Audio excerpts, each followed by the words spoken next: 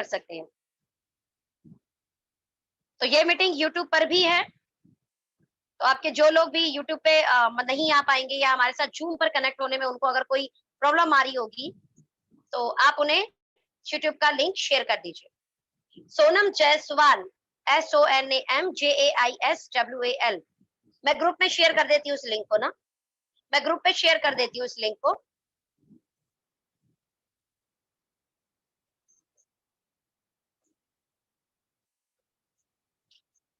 जी,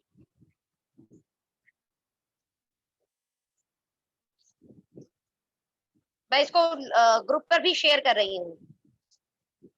give me 1 minute only. तो इस meeting का पर्पस क्या है? सबसे पहले आप सभी लोग हमारी कंपनी के जितने भी कोर लीडर हैं, पहले तो उनके बारे में जान पाए। ध्यान देना, हमारी कंपनी ने तकरीबन 25 प्लस लोग कोर लीडर का गठन किया है। 25 प्लस लीडर का कोर लीडरशिप का गठन किया है। और ये कोर लीडर वो लीडर हैं जिनके साथ में कंपनी अपनी प्लानिंग करेगी, जिनके साथ कंपनी अपने जो भी नेक्स्ट अपकमिंग वो चीजें शेयर करने वाली है, या अपकमिंग कोई प्रोडक्ट लॉन्च करने वाली है, या अपकमिंग जो भी वो प्लानिंग कर रही है, चाहे वो प्रोडक्ट को लेकर हो, चाहे वो एजुकेशन सिस्टम को लेकर हो, यानी इन कोर लीडर के साथ कंपनी रेगुलर बेसिस पर सेटिंग किया करेगी। इन शॉर्ट, मैं अब इस सीरीज के जरिए आपको कंपनी के उन चेहरों से मिलाने वाली हूँ जो इस कंपनी में मैनेजमेंट के बहुत करीब हैं, या ये बोल सकते हैं कि कहीं ना कहीं मैनेजमेंट और ये लीडर एक धागे से बंधे हैं, एक स्ट्रॉन्ग धागे से। और ये कोर लीडर की आगे रिस्पॉन्सिबिलिटीज होगी आगे टीम को और स्ट्रॉन्ग बनाना, यानी कंपनी इन्हें अपने एथिक्स, कंपनी इन्हें अपने एजुकेशन, कंपनी इन्हें अपने आने वाले न्यू एजेंडास क्लियर करेगी। और उसी के तहत ये सब मिलकर, ये कोर लीडर सब मिलकर आपके ग्रोथ के लिए लगातार प्लानिंग करेंगे। तो मैं यहाँ पर दिखा रही थी जो हमारे कोर लीडर हैं दीपा प्रतीक जी, उनकी लाइफ की एक जर्नी, हालांकि वो तो खुद बताएंगे ये सारी जर्नी को, बट लाइफ की मैं जर्नी दिखाना चाह रही थी कि अगस्त में 3,900, इसे 39 बोलेंगे शायद, हाँ 39 हिंदी में, 3,939 रुपए के चेक से आज 4,61,445 रुपए के चेक पर ये कैसे पहुंचे। ये तकरीबन 19 महीने की जर्नी में ये लोग ने कैसे तकरीबन 4,000 के चेक को आज 4.5 लाख पर पहुंचा दिया, जिसमें इनकी चेक में अगर आप देखोगे तो बहुत बार अप्स एंड डाउन आए। शुरुआती दौर में आप देखिए 4,000 से 4,500, फिर 2,400 पे पहुंच गए, फिर 15,000, फिर 4,000 पे पहुंच गए, फिर 15,000, फिर 13,000, देन 15,000, देन 18, देन अगेन 4,000। कितना बड़ा झटका फिर से। और यहाँ पर इनकी टूटा एक हाउस फंड का कहानी, जो कहीं ना कहीं हम हाउस फंड लेना चाहते हैं, और यहाँ हाउस फंड ब्रेक होने के बाद भी फिर इन्होंने हिम्मत बांधी एंड अगेन इन्होंने फिर से एक नया बाउंस बैक किया। और उसके बाद से आप इनका चेक देखिए, 18,000, 22,000, 92,000, 1,73,000, 2,08,000, 2,96,000, 4,20,000, 4,57,000 और 4,61,000 की जर्नी को इन्होंने तय किया हमारे साथ। कैसे किया, किस तरीके से काम किया, ऐसे बीच में क्या क्या परेशानी आई, तो हम मिलते हैं अब हमारे लीडर से। इस स्क्रीन शेयर को मैं यहाँ पर अब करूंगी stop, and now the time कि हम हमारे लीडर्स को मिलें। ज्यादा देर ना करते हुए मैं आपको हमारे कोर लीडर से मिलवाना चाहूंगी। एंड ये लोग कहाँ हैं, ये लोगों ने कनेक्ट किया नहीं किया, एक बार इनसे भी बात कर लेते हैं। तब तक मैं भी आपके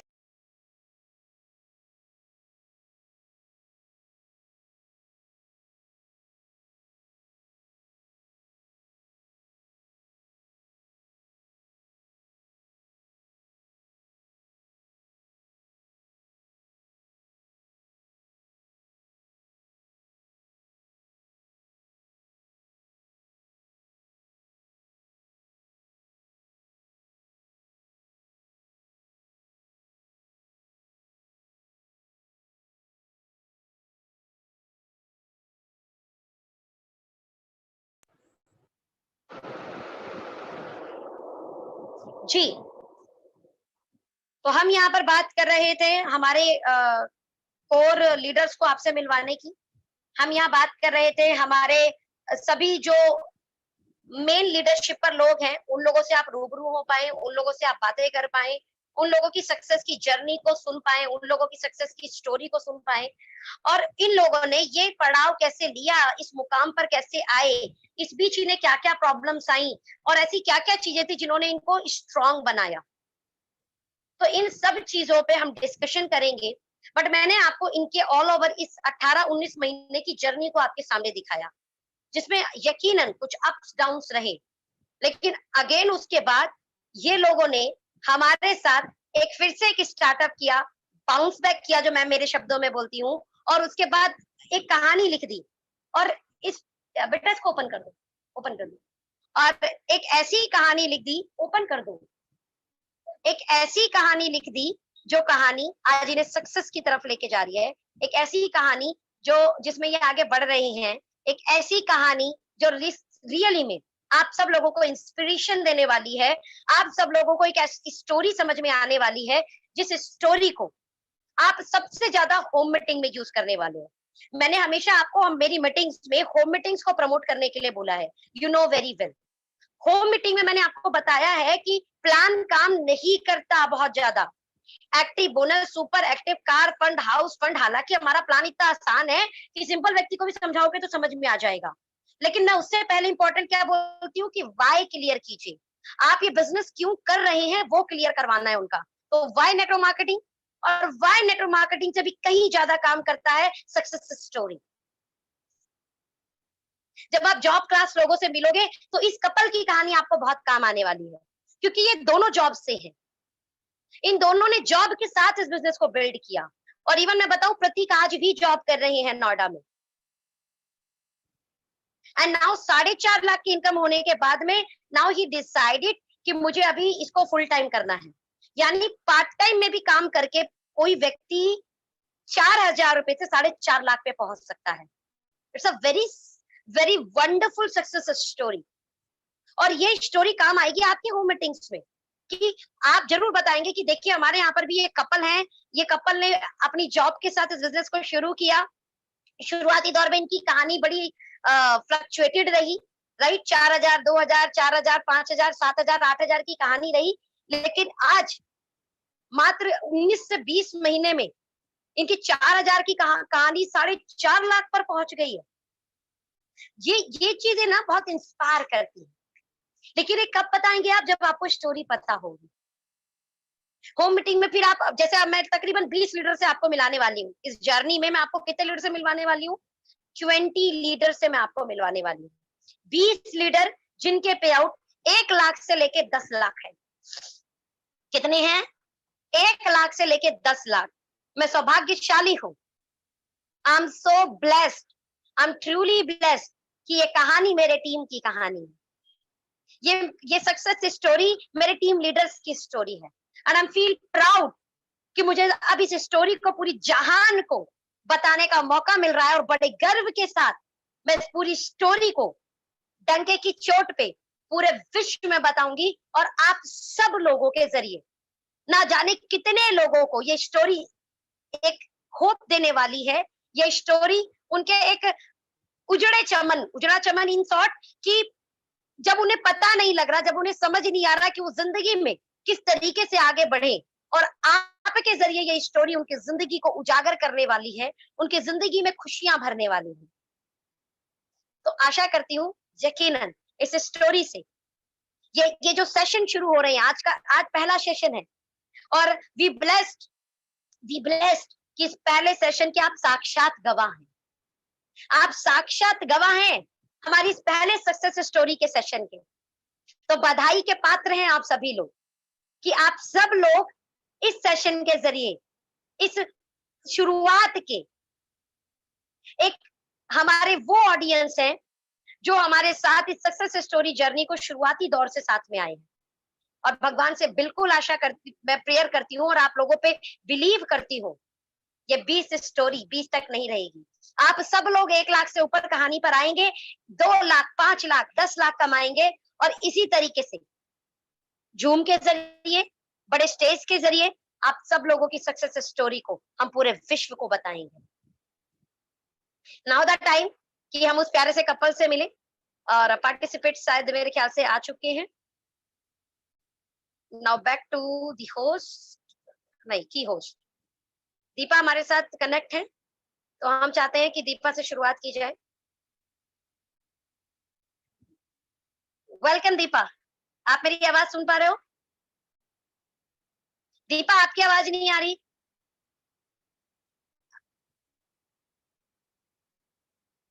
अभी आ रही है यस, मेरी अब आवाज? आएगी, बिल्कुल आएगी, बिल्कुल आएगी। कैसे हो हेलो, दीपा? मैं बहुत अच्छी हूँ। थैंक यू सो मच मुझे इनवाइट करने के लिए और ये मौका मुझे दिया। Thank you so much. Deepa इस समय तकरीबन तकरीबन 750 से ज्यादा लोग हैं इस मीटिंग के अंदर राइट नाउ। अभी जो लाइव है हमारे साथ 750, और मुझे लगता है तकरीबन 125 की संख्या हमारे यूट्यूब पर भी है, यानी मोटा मोटा 1000 से ज्यादा लोग तुमको सुन रहे हैं इस समय। और ये 1000 से जो ज्यादा लोग हैं, ये लोग आपकी सक्सेस स्टोरी से इंस्पायर होने वाले हैं, ये मुझे पूरा विश्वास है। और मुझे लगता है बहुत सारे लोग जॉब क्लास लोग हैं जो इस इंडस्ट्री को शुरू करते हैं।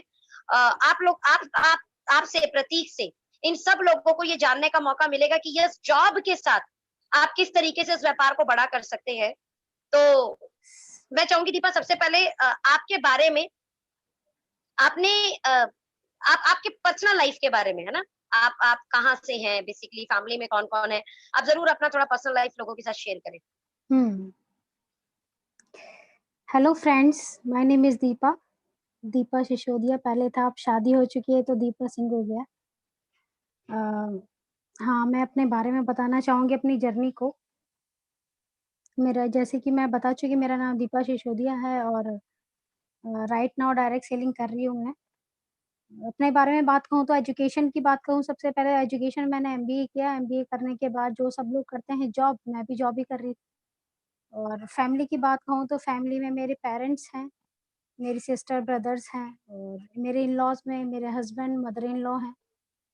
और अभी मैं फुल टाइम डायरेक्ट सेलिंग कर रही हूँ। जब मैंने डायरेक्ट सेलिंग इंडस्ट्री में कदम रखा था, तब मैं जॉब करती थी। आईटी कंपनी में जॉब कर रही थी। दीपा सॉरी, मैं यहाँ पे कट ऑफ करना चाहूंगी। ये हाँ। बताइए आपने एमबीए क्यों किया था? मैं पढ़ाई को बिल्कुल भी मतलब डिमोटिवेट नहीं कर रही कि पढ़ाई नहीं करना चाहिए, पर एमबीए क्यों किया था? पर्पस क्या था एमबीए करने का? एमबीए करने का पर्पस वही था, एक अच्छी जॉब। जॉब के बाद मैंने सोचा था कुछ एक्सपीरियंस लेने के बाद में मैं एक अपना बिज़नेस स्टार्ट करूँगी। पहले से ही माइंड में था कि बिज़नेस करना है, लेकिन अगेन ट्रेडिशनल बिज़नेस करने के लिए हमें स्किल्सफुल होना चाहिए। स्किल्स मीन्स आपके पास एक्सपीरियंस होना चाहिए, आपके पास पैसा होना चाहिए लगाने के लिए।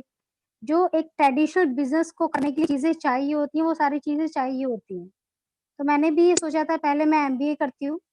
एमबीए करने के बाद में मैं जॉब करती हूँ। जॉब करने के बाद में एक्सपीरियंस लेने के बाद में कुछ अपना बिज़नेस करूँगी। तो इस अच्छा पर्पज़ दीपा, से मैंने दीपा एमबीए दीपा किया। सॉरी, मैं आपको काट रही हूँ। थोड़ा सा ना माइक को पास करके बोलो और थोड़ा तेज बोलो ताकि लोगों को आवाज पहुंचे। मतलब मुझे आवाज अच्छी आ रही है ओके। बिकॉज मेरा इंटरनेट स्पीड अच्छा है, बट आप थोड़ा माइक के पास में आकर बोलेंगे तो, और थोड़ा सा तेज बोलेंगे तो सभी लोगों को थोड़ा आवाज अच्छा पहुंचेगा। So please okay. कंटिन्यू। अभी मेरी आवाज़ क्लियर आ रही है? हेलो? अब थोड़ा माइक दूर करो, अभी गूंज रही है। थोड़ा माइक दूर करो, माइक को ओके, नीचे रहने दो, माइक को नीचे कर अभी लो। हाँ, ठीक है? अभी बोलो, बस तेज बोलो थोड़ा। अभी हाँ, ठीक है? अच्छी। ओके। हाँ, हेलो फ्रेंड्स, मेरा नाम दीपा सिसोदिया। और जैसे कि सोनम ने क्वेश्चन किया कि एमबीए क्यों किया एजुकेशन में और क्यों करते हैं हम पढ़ाई। सबका अपना अलग पर्पस होता है, कोई बिजनेस के लिए करता है, कोई जॉब के लिए। तो मैं भी एक मिडिल क्लास फैमिली से थी, तो मैंने भी सोचा कि एमबीए करने के लिए, एमबीए करने के बाद मैंने सोचा कि जॉब करेंगे और जॉब के बाद अपना बिजनेस, क्योंकि मैं भी एम्बिशियस थी शुरू से। 12th में ही सोचा था कि कुछ बड़ा करना है, बिजनेस करना है। जब धीरे-धीरे बड़े हुए, समझ में आया मार्केट की स्थिति क्या है, बिजनेस हम कैसे कर सकते हैं, बिजनेस में सक्सेसफुल कैसे होना है, तो समझ में आया कि पहले आपको स्किलफुल होना ज़रूरी है। आप जिस बिजनेस को करना चाहते हो, उसकी नॉलेज, उसका एक्सपीरियंस होना बहुत ज़रूरी है। तो इसलिए ग्रेजुएशन करने के बाद में मैंने एमबीए चुना, एमबीए किया मैंने। मैंने सोचा कि एमबीए करते हैं, उसके बाद जॉब करेंगे, जॉब के बाद कुछ एक्सपीरियंस लेने के बाद में, उसके बाद में हम बिज़नेस करेंगे। तो मेरा एमबीए करने का पर्पज़ था बिज़नेस, पहले जॉब करना था, जॉब करने के बाद में बिज़नेस था। तो एमबीए करने के बाद में मैंने जॉब को स्टार्ट किया। यही पर्पज़ था मेरा एमबीए करने का। Very good Deepa, very good. अभी इन शॉर्ट दीपा, अब एक सवाल ये आता है कि जब आप जॉब कर रहे थे ऑलरेडी, आप जो चाहते थे वो आपने करना शुरू कर दिया था, यानी आपने एमबीए की पढ़ाई की और एमबीए के बाद आप जॉब में भी लग गए थे। तो फिर ऐसी क्या राइट। चीज थी जिसने जिसने आपको नेटवर्क मार्केटिंग चूज करने के लिए मोटिवेट किया, या आप इस कि इंडस्ट्री में कैसे आए, कुल मिलाकर ये पूछ सकते हैं। हुँ। नेटवर्क मार्केटिंग जैसे सब लोगों को पता होता है, लोगों को जोड़ने का बिज़नेस, चैन बनाने का बिज़नेस, मुझे भी यही पता था। लेकिन जब हम कुछ चीज़ें ढूँढ रहे होते हैं, मैं पहले, जैसे कि मैंने बताया, पहले से बहुत ज़्यादा एम्बिशियस थी और कुछ करना चाहती थी लाइफ़ में कुछ बड़ा। और मेरी बहुत अच्छी फ्रेंड थी, मेरी बेस्ट फ्रेंड, जिसने मुझे डायरेक्ट सेलिंग में एंटर कराया बाय बाय डिफ़ॉल्ट, गलती से। पहली जॉब लगी थी मेरी, और मेरी फ्रेंड जो थी जिसने मुझे डायरेक्ट सेलिंग में एंटर कराया, वो पासपोर्ट ऑफिस में थी। वो अपना पासपोर्ट बनवा रही थी, तो उसने कहा मुझे भी कि दीपा, मैं पासपोर्ट बनवा रही हूँ। मैंने कहा मुझे भी बनवाना है पासपोर्ट, क्योंकि बाहर घूमने का शौक मुझे भी था, कुछ डिफरेंट करना, बाहर घूमने का शौक। तो पासपोर्ट में अप्लाई करने के बाद में वो मुझे एक गैदरिंग में ले गई। उसने कहा कि मैं एक गैदरिंग है और बहुत सारी लेडीज आएंगी, बहुत सारे लोगों की गैदरिंग है, बहुत अच्छा होने वाला है, एक हेल्थ सेशन होने वाला है। कुछ इस तरीके से मैं एंटर एंटर किया मैंने डायरेक्ट सेलिंग में। मैं एक होम मीटिंग में गई और वहां पर मैंने कुछ चीजें देखी। वहां पे सबसे पहले डायरेक्ट सेलिंग में क्या होता है, प्रोडक्ट। मैंने प्रोडक्ट को देखा, समझ में आया कि मार्केट में तो हम केमिकल यूज कर रहे हैं और ये तो इतनी ऑर्गेनिक चीज है। तो मैंने एक्चुअली, मेरा जो एंटर हुआ डायरेक्ट सेलिंग में प्रोडक्ट के थ्रू हुआ। मैंने प्रोडक्ट यूज किए, तब भी मुझे ये नहीं पता था कि लोगों को जोड़ने का काम है। बस मुझे समझ में आया कि अच्छे प्रोडक्ट है, यूज कर लेने चाहिए। तो मेरी पहली कंपनी थी एमवे। एमवे के प्रोडक्ट्स बहुत अच्छे हैं, कॉस्टली भी हैं, लेकिन जॉब कर रही थी तो मैंने प्रोडक्ट यूज किए। अब जब हम डायरेक्ट सेलिंग में एंटर करते हैं तो हमें सब अपनी अपलाइन से मिलाते हैं। तो मेरी फ्रेंड की अपलाइन थी सोनम, सोनम जायसवाल जी। मेरी फ्रेंड ने सोनम से मिलवाया मुझे, सोनम ने भी अपनी अपलाइन से मिलाया। तो वहां से पहली बार मैंने सोनम को देखा, सोनम से मिली। और जब मैं पहली बार एमवे के ऑफिस में गई थी, तब भी सोनम बहुत बिजी थी, बहुत हार्ड वर्किंग, ये फॉर्म भरना है, वो भरना है। तो ऐसे करके मैं कनेक्ट हुई सोनम से, तब से आज तक हम साथ में हैं। यस, वहां ये पर मेरा ब्लेसिंग्स है मेरे ऊपर कि तुम साथ हो। तो हम लोग तब से साथ में हैं। और डायरेक्ट सेलिंग में मैंने कुछ इस तरीके से एंटर किया। तो सोनम की और शायद हम लोगों की ऑलमोस्ट मुझे इन्वाइट किया एक सेमिनार के लिए। मैं सेमिनार अटेंड करने गई। वहां पर पहली बार मैंने देखा, क्योंकि हम जब स्टडीज में होते हैं और जॉब में होते हैं, हमें ऐसा इन्वायरमेंट नहीं मिलता मोटिवेशन वाला, पॉजिटिव। तो ये इन्वायरमेंट मैंने सेमिनार में देखा फर्स्ट टाइम। जब मैं पहली बार सेमिनार अटेंड किया और वहां पर जो बातें बताई गई, तो मैं बहुत कनेक्ट हुई उनसे और मुझे लगा कि अरे ये तो बिल्कुल डिफरेंट बिजनेस है। और मैं तो इसको जॉब, जो लोगों को जोड़ने का काम समझ रही थी, चैन बनाने का काम समझ रही थी, और ये तो इतना अच्छा बिजनेस है, लोगों की लाइफ चेंज हो जाती है, लोगों के सपने पूरे होते हैं, लोग अनलिमिटेड पैसे कमा सकते हैं।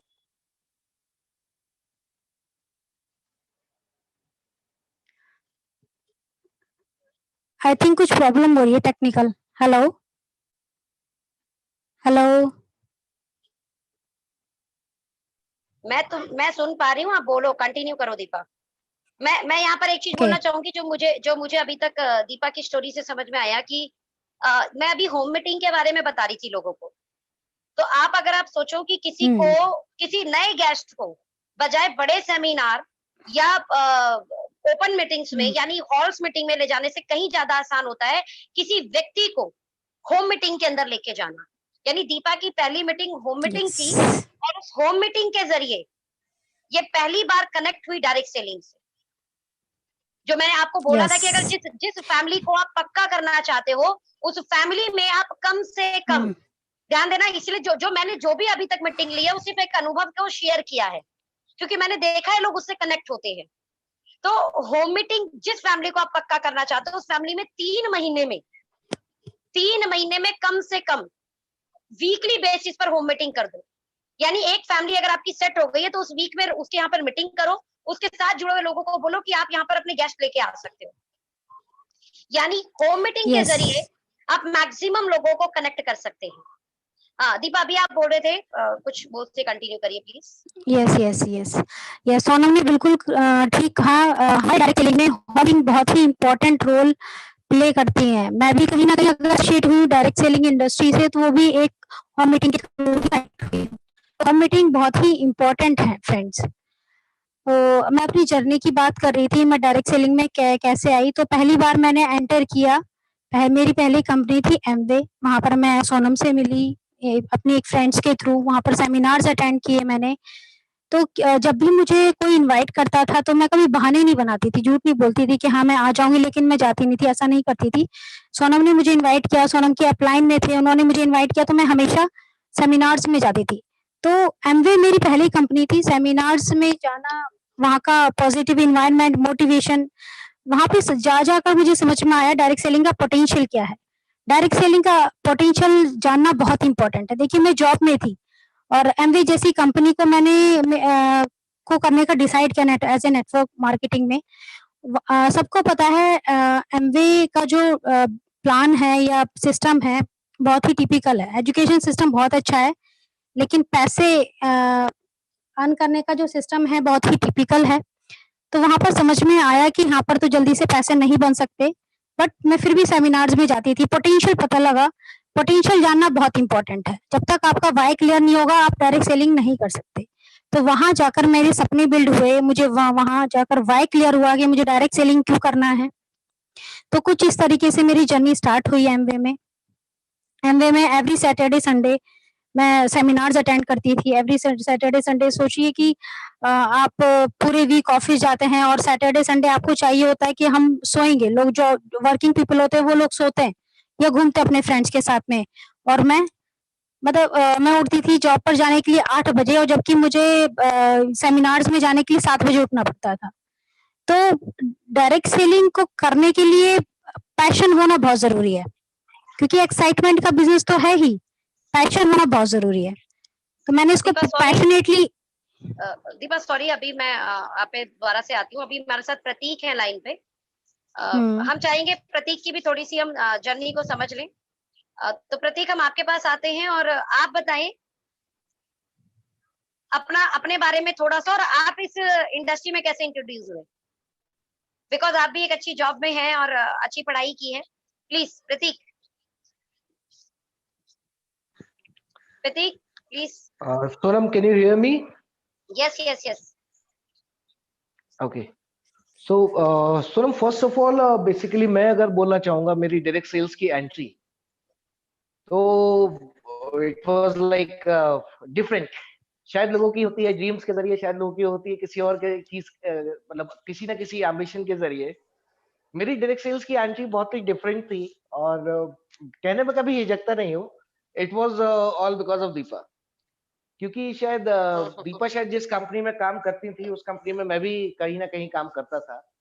और कुछ कुछ टाइम की बात है कि दीपा ने मेरे को बुलाया था कि अपने आप मैं आपको कुछ दिखाती हूँ, मेरे पास कुछ ऐसा चीज है कि जिससे कि आप पैसा कमा सकते हो, ये है। Believe me, I am telling you the true story. जो फर्स्ट टाइम था दीपा, मैं सुन के भाग गया था कि मतलब ये मेरे को दिखा रही थी, इसे जोड़ो उससे जोड़ो, ऐसा होता है वैसा होता है। I totally ran away. लेकिन धीरे धीरे जैसे जैसे चीजें कहते हैं ना कि आप कभी कुछ चीजें आपके लिए डिफरेंट ही काम करती हैं। तो मेरी लाइफ और मेरा जो ड्रीम था वो शायद एक साथ चल रहा था। तो कहीं ना कहीं जब मैंने आपको एक बहुत छोटी सी इंसिडेंट बताऊंगा कि मैंने अपना 2001 में मैंने इंटरमीडिएट करा था, एंड आफ्टर दैट मेरा कोई इंजीनियरिंग कॉलेज में एडमिट कराया गया था। बट समहाउ मुझे लगा नहीं था कि मैं इंजीनियर एक अच्छा बन पाऊंगा, तो मैंने वो इंजीनियरिंग छोड़ दी थी उस समय। एंड आफ्टर दैट मैंने अपना सिंपली ग्रेजुएशन करा। ग्रेजुएशन करने के बाद में मैंने अपना एमबीए कंप्लीट करा है पुणे से, और पुणे में ही मेरी जॉब की शुरुआत हुई थी। तो कुछ एक सर्टेन फैमिली रीजंस की वजह से मेरे को पुणे से शिफ्ट होकर के दिल्ली आना पड़ा था, और दिल्ली में आकर के मैंने नोएडा में जो अपनी फर्स्ट जॉब ज्वाइन करी थी, वहां पे मेरी दीपा से मुलाकात हुई। तो उस ड्यूरेशन में मैं हमेशा देखता था, जब मैंने इंजीनियरिंग करी थी तब मेरे सपने थे कि नहीं, मेरे पास जब मैं इंजीनियर बन जाऊंगा तो मैं कितना अच्छा होऊंगा, मैं गाड़ी खरीदूंगा, मैं ये करूंगा, मैं वो करूंगा। सिमिलरली इट हैपेंस कि जब मैंने एमबीए करा तब भी मेरे यही सपने थे कि मैं ये करूंगा या मैं वो करूंगा, लेकिन एक्चुअल आपको हकीकत अगर मैं बताऊं तो मेरी फैमिली में कुछ ट्रेजेडीज होने के बाद में जब मैं वापस पुणे पहुंचा था 1 साल के बाद में, हालांकि मेरी एक बहुत अच्छी जॉब भी लगी थी एक आईटी कंपनी में, उसको 7.5 या 8 लाख रुपए का पैकेज, मेरा 2011 की बात ना 2012 की बात बता रहा हूँ मैं आपको। उस ड्यूरेशन में वो 7.5-8 लाख का पैकेज छोड़ के आया था, और जब 1 साल बाद जब मैं वापस पहुंचा था तो मेरे पास कुछ भी नहीं था टेक्निकल में, मैंने 5,000 रुपए की जॉब करी। तो इतना तो वहां से तो एक चीज क्लियर हुई थी कि हाँ, सैलरी के बगैर आपका घर नहीं चल सकता, केवल सैलरी से आप घर नहीं चला सकते हैं। लेकिन कहीं ना कहीं जब वापस नोएडा आया तो जैसे मैंने बताया कि डायरेक्ट सेलिंग में जो एंट्री हुई मेरी, वो एक किसी न किसी एक पर्पस से हुई थी, या किसी न किसी एक तरीका था कि मुझे अपने सपने भी देखने थे, और कहीं ना कहीं एक लाइफ का मेथड भी मिल गया था मुझे। तो दीपा के जरिए मेरे को जानने को मिला एमवे के बारे में, जो कि हमारी फर्स्ट कंपनी थी। एंड मैं लिटरली बोलता हूँ कि आई फील वेरी ब्लेस्ड कि शायद मेरी अपलाइन के तरीके से आपने मेरे को बहुत अच्छी तरीके से गाइड करा है चीजों को, कि कैसे कैसे करके हमें आगे बढ़ना है। बट फ्रैंकली स्पीकिंग, क्योंकि उस समय जॉब में था, तो शायद उतना टाइम नहीं दे पाता, लेकिन हाँ, इतना जरूर मालूम है, सोनम मेरे से हमेशा आप बोलती रहती थी कि प्रतीक, कुछ भी हो जाए आप मीटिंग नहीं छोड़ते हो, कोई भी कुछ भी हो जाए कहीं पे भी, हमें मीटिंग में मैं जरूर पहुंचता था। तो वो एक लर्निंग हमेशा वहां पे जारी रही। कुछ थोड़ी बहुत काम मैंने करा वहां पे, मैं ये नहीं कहता मैंने बहुत बड़ा काम करा, मैं रिटेल में अच्छा काम कर लेता था, और जहां कहीं भी मेरे को रिक्वायर्ड होता था, मुझे इतना याद है मैंने अपनी जेब में काजल, लिपस्टिक और जाने क्या क्या रख करके मैंने अपने ऑफिस में वो चीजें सेल करी है। तो that was again an experience. मैंने कभी किसी काम को करने से कुछ शर्म नहीं आई मुझे, कि मतलब मैं कुछ ऐसा काम कर रहा हूँ, क्योंकि डायरेक्ट सेल्स मुझे कभी लगा नहीं कि ऐसा कुछ काम है। लेकिन हाँ, जब जब उसकी टेक्नोलॉजी समझी, जब उसकी मेथोलॉजी समझी, तो डायरेक्ट सेल्स में एक आने का जो मौका मिला, वो एक बेहतरीन चार्ज, शायद जब लोगों को स्टेज पे देखते थे तो लगता था कि हाँ, मैं वहां पे अपने आप को एज्यूम करता था। जब लोग गाड़ी चलाते तो मैं एज्यूम करता था कि मैं यहाँ से कब गाड़ी खरीदूंगा। लेकिन धीरे धीरे क्या होता है कि जब आप बिजनेस में एंटर होते हो, तो क्योंकि मेरा एक एमबीए मैंने करा है, और एमबीए मीन्स होता है मास्टर इन बिजनेस एडमिनिस्ट्रेशन। ये तो बात फैक्ट है कि एमबीए के बाद मैं जॉब कर रहा था, लेकिन मेरे एक्चुअल क्वेश्चंस का आंसर कि एमबीए करने के बाद मैंने जॉब क्यों चूज करी, वो मुझे एमवे में आके पता लगा। तो ये एक वो जरिया था जहां से मैंने अपनी जर्नी स्टार्ट करी, with Amway, with Sonam, with Deepa. और शायद यही एक जर्नी थी जो हमको थोड़ा सा और आगे लेके गई। और ओके लाइफ केयर में आने के बाद में वो जर्नी, पहली चीज तो ओके लाइफ केयर में आकर के मेरी और दीपा की शादी हुई प्रतीक थी प्रतीक दिसंबर में प्रतीक प्रतीक 2018 प्रतीक में। प्रतीक प्रतीक तो प्रतीक सॉरी सॉरी सॉरी सॉरी प्रतीक, मैं आपको कट कर रही हूँ। अभी ये सवाल नहीं था, जो सवाल था उसका आप नो जवाब दे इश्यूज, नो चुके इश्यूज। हैं। हाँ, और थोड़ा सा आप लोग या अपने इंटरनेट को देख लीजिए, अगर बहुत सारी चीजें और चल रही हैं तो उसको बंद कीजिए, ताकि आपकी आवाज और अच्छे से जा पाए लोगों तक। राइट। मेरी आवाज तो क्लियर आ नाउ रही है? एग्जैक्टली।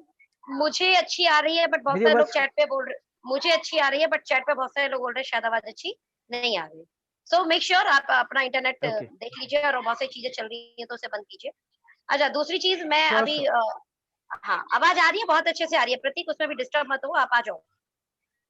तो नाउ द टाइम, ओके जो ओके। हमारा पहला सवाल था वो क्लियर हो चुका, हम आपके बारे में थोड़ा बहुत जान चुके हैं। जैसे आप दोनों लोगों ने एमबीए किया है, आप दोनों लोग जॉब में थे, नोएडा में आप दोनों लोग जॉब कर रहे थे, और इस इंडस्ट्री में आप आ गए लगातार मीटिंग अटेंड करने के कारण, लगातार ये बोल सकते हैं कि थोड़ा सा आपको इस इंडस्ट्री की ताकत पता चल गई, जिस कारण आप इसमें आ गए।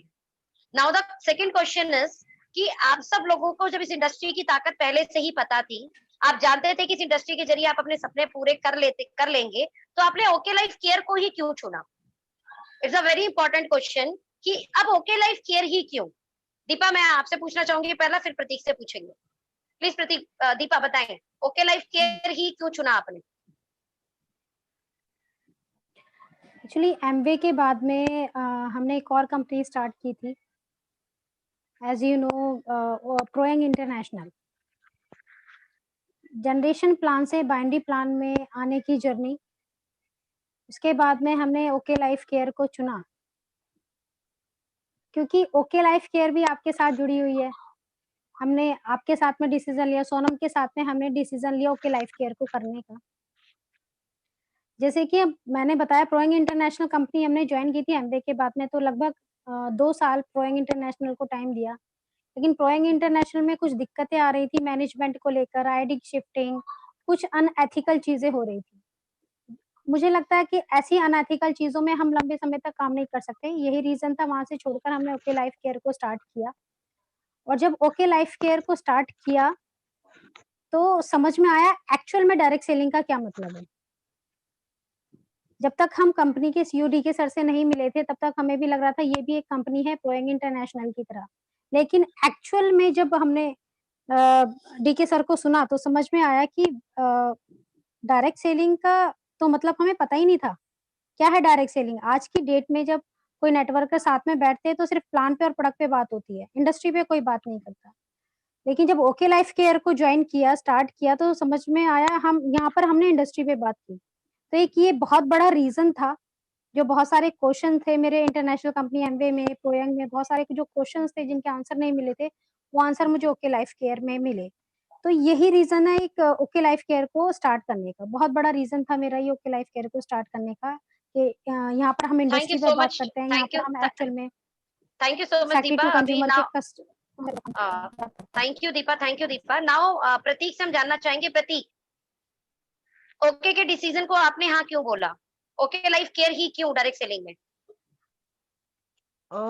मैं इस बारे में देखो जितना मेरे को एक्सपीरियंस है अभी तक डायरेक्ट सेल्स का 2014 से लेकर के आज 2018 में हम लोगों ने ओके को ज्वाइन करा था।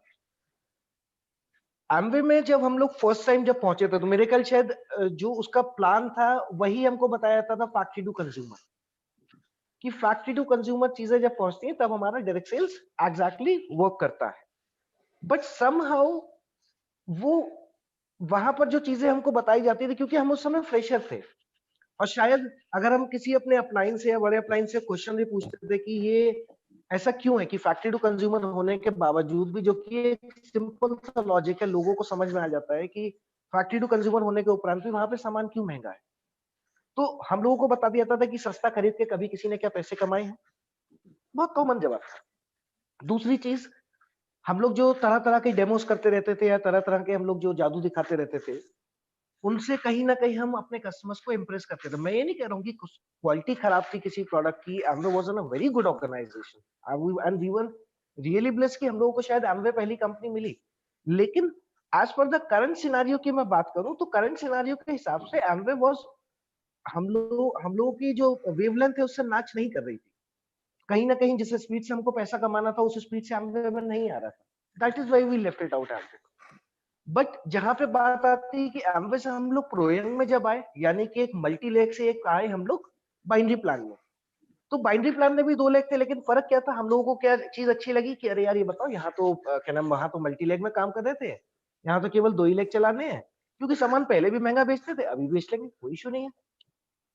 लेकिन कहीं ना कहीं जब ओके लाइफ केयर को देखा, तो एक चीज तो हमेशा स्टक करी कि यार फैक्ट्री टू कंज्यूमर का कॉन्सेप्ट वो नहीं था जो हम पढ़ते थे। फैक्ट्री टू कंज्यूमर का तो ये कॉन्सेप्ट है कि जहां पर कि आपको अफोर्डेबल प्रोडक्ट्स मिल सके, जहां पर कि आपको अफोर्डेबल प्रोडक्ट्स मिल सके। दूसरी चीज, आप जो जिस पाथ पे चल रहे हो वो अचीवेबल होना चाहिए, हाइपोथेटिकल नहीं। तो कहीं ना कहीं ये एक बहुत बड़ा कारण था कि यहाँ पर हम लोगों को थोड़ा सा ये लगा कि यहाँ पर हम लोग आकर के कुछ बड़ा कर सकते हैं, कुछ एक अच्छा कर सकते हो, लोगों को कनेक्ट कर सकते हैं। थैंक यू सो मच प्रतीक। एक अच्छा डिसीजन है यस ऑफ कोर्स कि फैक्ट्री से कस्टमर हमें दिखता है, मतलब रियल डायरेक्ट सेलिंग दिखती है हमें ओके लाइफ केयर में। और दूसरी चीज, हमें लगता है कि ये प्लेटफॉर्म अचीवेबल है, right? Now the next question is, ऐसा कभी नहीं होता कि हमने कोई डिसीजन लिया और चीजें सारी स्मूथ हो गई हो, यानी हमने डिसीजन लिया हो और सारी कायनात हमको मदद करनी शुरू कर दी हो, सारी फैमिली, सारे रिलेटिव, हमारे लीडर्स, हमारी टीम, सारी परिस्थितियां हमें मदद कर रही है और हमने सफलता ले ली एकदम से। 4,000 के चेक को हमने 4.5 लाख का पहुंचा दिया। यानी ऐसे कुछ मूवमेंट 100% आए होंगे आप लोगों की लाइफ में कि आपको लगा होगा कि अब हमें इस इंडस्ट्री में काम नहीं करना चाहिए या हमें छोड़ देना चाहिए। तो ऐसे कुछ मूवमेंट मुझे ऐसा लगता है शायद सबकी लाइफ में आते होंगे। तो ऐसे कुछ मूवमेंट क्या आपकी लाइफ में आए थे दीपा? हाँ, जब ओके लाइफ केयर को स्टार्ट किया तो बहुत सारे चैलेंजेस आए थे। लेकिन जब ओके लाइफ केयर को स्टार्ट किया तो कुछ महीनों बाद ही शादी हो गई। बहुत बड़ा पैसा कमाना था शादी करने से पहले। लेकिन बहुत सारे लोगों से जब मैं मिलती हूँ, लोग कहते हैं कि मैम आपके साथ तो बड़ी टीमें आई होंगी, आप तो जल्दी पैसा आपको यहाँ पे अच्छा चेक बन रहा है, आप तो टीम लेकर आए होंगे यहाँ पर। तो आपने एमए भी किया है, प्रोएंग भी किया है, वहाँ की टीमें आ गई होंगी। लेकिन फ्रेंड्स ऐसा बिल्कुल भी नहीं है। सोनम ने, मैंने, प्रतीक ने, हम लोगों ने बिल्कुल ज़ीरो से शुरुआत की है। हमारे साथ में कोई टीमें नहीं आई। हमें भी ऐसा लगा कि कितना टाइम लगेगा, पैसा हमें बड़ा पैसा बनाना है, सपने बड़े थे। कई बार ऐसा लगा हमें कि डायरेक्ट सेलिंग करनी भी चाहिए ये नहीं या नहीं करनी चाहिए, क्योंकि मेरा मेरे ड्रीम्स भी बहुत बड़े थे और मुझे लग रहा था कि जॉब करने के बाद में मुझे बिज़नेस स्टार्ट करना है। ई-कॉमर्स बिज़नेस, मतलब माइंड में बहुत सारी चीज़ें चल रही थी। फिर ऊपर से घरवालों का भी प्रेशर, मैं जॉब के साथ में कर रही थी, मैंने एमबीए भी जॉब के साथ में किया, प्रोएम भी जॉब जॉब के साथ में किया और ओके लाइफ केयर को भी जॉब के साथ में स्टार्ट किया। तो जॉब के साथ में प्लान करना, उसके बाद में घर में कभी 12 बजे आना, कभी 11 बजे आना और सैटरडे संडे में भी आप 6 बजे निकल रहे हो सुबह घर से और घर में आ रहे हो 2 बजे। तो बहुत डाँट पड़ती थी पेरेंट्स की ना, वो कहते थे क्या तुमको खाना नहीं मिल रहा है? क्या तुमको कुछ नहीं मिल रहा है? ये सब काम करने की कोई ज़रूरत नहीं है, टाइम वेस्ट कर रहे हो, अपना टाइम तुम आप अपना टाइम वेस्ट कर रहे हो, आप आईएएस की तैयारी करो, पीसीएस की तैयारी करो। तो ऐसे चैलेंजेस आते हैं घरवालों की तरफ से, कि आपको ये सारी चीज़ें नहीं करनी, ये पागल बनाने वाला काम है। तो कई बार ऐसा लगा कि नहीं करना चाहिए या तो मैं ये बोलना चाहूंगी हेलो, यहाँ पर कि आवाज़ ये जो चैलेंजेस बता रही है दीपा, ये चैलेंज इसे सबसे ज्यादा इसके पापा की तरफ से आए हैं। तो इनके पापा को ऐसा कुछ लगता था कि गवर्नमेंट जॉब करना चाहिए, वो ज्यादा अच्छा है, सरकारी नौकरी की तैयारी करनी हाँ, चाहिए, वो ज्यादा अच्छा है। और ऐसे फालतू में तुम लोग रात में लेट क्यों आते हो, क्या घर में खाने को नहीं मिलता है? मतलब दीपा के घर एक अच्छी रेंटल इनकम भी यस, आती है, पापा की इसकी गवर्नमेंट जॉब भी है। तो कहीं ना कहीं ये नहीं था कि मतलब बच्चे क्यों कर रहे हैं, क्योंकि शुरुआती दौर में बड़े रिजल्ट आते नहीं यस, है, पे आउट कम आता है, खर्चे ज्यादा हो रहे होते हैं, तो यस। फैमिली बहुत बहुत ज्यादा प्रॉब्लम करती है। तो अच्छा, मतलब ये है कि दीपा को फैमिली की वजह से कुछ प्रॉब्लम्स आ रही थी और ऐसा लग रहा था कि शायद हमें छोड़ देना चाहिए। दीपा कभी मन में आया ऐसा छोड़ देना चाहिए? मैं अपने डिसीज़न पर बहुत ज़्यादा स्ट्रिक्ट, पापा की डाँट पड़ती थी, तब कुछ दिन के लिए नॉर्मल लाइफ़ अगेन फिर वही 11 बजे आना, 12 बजे आना, प्लान करना है। क्योंकि मैं सोनम को भी देख रही थी ना, सोनम और हम काफ़ी टाइम से साथ थे। सोनम ने बहुत अच्छा परफ़ॉर्म किया था, फ्लोइंग इंटरनेशनल बहुत अच्छा चेक था, तो मैं कई बार पापा को एग्ज़ाम्पल देती थी, देखो सोनम का ये चेक आ रहा है, सोनम ने गाड़ी भी ली है अपने पैसों से, सोनम ने ये भी खरीदा है, तो थैंक गॉड मैं ब्लेस्ड कि सोनम साथ में थी और सोनम घर के पास में रहती थी, तो सोनम को सब जानते थे। तो एक ये भी बहुत ही सोनम का रोल बहुत इम्पोर्टेंट है मेरी लाइफ़ में, बिज़नेस में कहूँ तो, क्योंकि सोनम नहीं होती तो मैं किसको एग्ज़ाम्पल सेट करती, एटलीस्ट सोनम एग्ज़ाम्पल थी। तो सोनम का बहुत बड़ा रोल प्ले है इस सक्सेस में भी, क्योंकि पापा सोनम को बहुत अच्छे से जानते हैं, फैमिली को जानते हैं। तो हमेशा सोनम के एग्ज़ाम्पल दे के मैं पापा की डाँट से बची हूँ। ये सुबह 4 बजे आ रहे हैं, मतलब पूरी रात निकल गई, सुबह 4 बजे आ रहे हैं मीटिंग करके। ये बहुत बड़ा चैलेंज था कि जॉब के साथ में आप इतना लेट जा रहे हो, सुबह 4 बजे निकल गए, 12 बजे आना, कोई टाइम नहीं था। क्योंकि जब हमें सक्सेस होना होता है, हम टाइम नहीं देखते। और यही यही मैंने किया ओके लाइफ केयर को जॉइन करने के बाद में। शादी हो गई, शादी के बाद में अगेन जब इसको मैंने फुल टाइम अच्छे से लिया, तो ना दिन देखा, ना रात देखी कि किस टाइम हम खाना खा रहे हैं, किस टाइम नहीं। ये बस पैशनेटली किया। तो मुझे लगता है अगर आपको सक्सेस होना है किसी भी काम को, तो आपको पैशनेटली काम करना पड़ेगा, जो नाउ कि हमने ओके थैंक यू केयर में आकर किया। Thank you Deepa. अभी हम प्रतीक से भी जानना चाहेंगे कि प्रतीक की लाइफ में कुछ ऐसा मोमेंट आया कि प्रतीक को लगा छोड़ देना चाहिए, यार क्या है, बेकार के काम है ये, तो दैट कुछ नहीं हो रहा, फालतू के सपने दिखाए जा रहे हैं। प्रतीक कभी ऐसा कुछ हुआ? डेफिनेटली अगर मैं सच बताऊँ ना, तो मेरे ख्याल में शायद दीपा थी साथ में, तो इस वजह से कभी कुछ खराब लगता नहीं था, टू बी वेरी फ्रैंक। तो और रीज़न रीज़न अगर बोलेंगे तो कहीं न कहीं एक चीज़ें बढ़ती चली जाती थी। मतलब कि जैसे दीपा भी बता रही थी कि हम लोगों ने इवन जिस समय प्रोइंग भी हम लोग कर रहे थे, इवन एमवे भी हम लोग कर रहे थे। मुझे ध्यान है कि शायद उस समय क्योंकि मैं भी जॉब कर रहा था, दीपा भी काम कर रही थी, क्योंकि 15-1500, 1600, 2000 के टिकट्स लेकर के हम लोग सेमिनार हम लोगों ने अटेंड करे हैं और इवन प्रोइंग में भी करे हैं। और सच बात बताऊँ तो कहीं ना कहीं ऑफिस जाने के लिए इतना जल्दी नहीं उठते थे जितना जल्दी प्रोयंग या फिर एमवे की मीटिंग्स के लिए उठ जाते थे, कि सुबह सुबह गाड़ी करके जाना है या कुछ भी अलग चीजें हैं। हाँ, ये एक चीज मैं जरूर बोलूंगा, जिस समय प्रोयंग के बाद में मेरे ख्याल शायद जनवरी 2018 में हम लोगों ने लगभग डिसीजन लिया था कि हम लोगों को नहीं करना है, क्योंकि शायद उसके एग्जैक्ट 7 महीने के बाद में हम लोगों ने ओके लाइफ को ज्वाइन करा था। उस टाइम पे हाँ, एक चीज जरूर आई थी जिसको मैं कह सकता हूँ कि सोशल एक्सेप्टेंस, क्योंकि being an a job person मेरा काफी सारे लोगों से मिलना जुलना है, जैसे कि मेरी जॉब प्रोफाइल भी है ह्यूमन रिसोर्स से रिलेटेड है, दीपक की भी जॉब प्रोफाइल सेम है। तो कहीं ना कहीं एक सोशल एक्सेप्टेंस आपकी हमेशा खतरे में पड़ जाती है, कि आप अभी कुछ कर रहे थे, अभी आप कुछ कर रहे हो, एंड आफ्टर दैट थोड़े समय बाद आप लोगों से आके ये कह रहे हो कि नहीं अभी ये कर लो। तो लोगों को कहीं ना कहीं आपकी क्षमता के ऊपर जो कहते हैं ना कि शक होने लगता है कि नहीं यार ये लोग क्या एग्जैक्टली सच में कुछ कर रहे हैं कि नहीं कर रहे। लोग आपके सामने सामने तो आपकी बढ़ाई करते हैं, लेकिन आपके पीठ पीछे बोलते हैं कि नहीं यार ये लोग तो बेकार हैं, पैसा अभी जॉब का पैसा आ रहा है तो ये चीजें हैं, ऐसे वर्कआउट हो जाएंगी। तो कहीं ना कहीं वो चीजें हमेशा एक बैकफुट पे रहती थी कि अब क्या होगा। क्योंकि एक चीज थी, जब एमवे से प्रोइंग में शिफ्ट करे थे तब भी सोनम का भरोसा था, जब हम प्रोइंग से ओके में आए तब भी सोनम का भरोसा था। और उसके साथ साथ में मैं बहुत बहुत थैंक करना चाहता हूँ अखिलेश भैया का, और उससे बड़ा थैंक करना चाहता हूँ डीके सर का, जिन्होंने एग्जैक्टली हमको उस ड्यूरेशन में जो हिम्मत दी है कि मतलब कि आप लोग काम करिए, आपकी सफलता की जिम्मेदारी हमारी है। और आज की डेट में अगर सफल हैं, तो मैं उसका सबसे बड़ा क्रेडिट देना चाहता हूँ सोनम को, जिसने हर एक पॉइंट पे, हर एक जगह पर हम लोगों को इकट्ठा रखा।